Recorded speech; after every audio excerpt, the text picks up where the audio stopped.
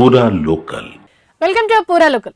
విజయవాడ ఇంద్రకీలాద్రిపై దుర్గమ్మ సన్నిధిలో అట్టహాసంగా విజయదశమి ఉత్సవాలు ప్రారంభమై తొలి రోజు అమ్మవారు బాలా త్రిపుర సుందరీదేవిగా భక్తజనానికి దర్శనమిచ్చారు.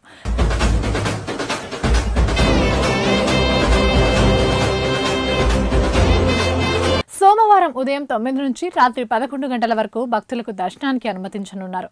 మంగళవారం నుంచి తెల్లవారుజామున 4 గంటల నుంచే భక్తులు అమ్మవారిని దర్శించుకునే అవకాశం కల్పించనున్నారు. నేడు ప్రారంభమైన ఉత్సవాలు అక్టోబర్ 2వ తేదీ వరకు కొనసాగనున్నాయి. ఈ వేడుకలకు తెలుగు రాష్ట్రాలతో పాటు దేశ విదేశాల నుంచి లక్షల్లో భక్తులు రావచ్చని అధికారులు అంచనా వేస్తున్నారు. 11 రోజుల్లో మొత్తం 11 రూపాల్లో విజయవాడ కనకదుర్గమ్మ దర్శనమిస్తారు. అయితే భక్తులకు ఎలాంటి అసౌకర్యం కలగకుండా అధికారులు ఇప్పటికే అన్ని ఏర్పాట్లు పూర్తి చేశారు. అదేవిధంగా భక్తుల అసౌకర్యార్థం దసరా 2025 యాప్ ను కూడా అందుబాటులోకి తీసుకొచ్చారు.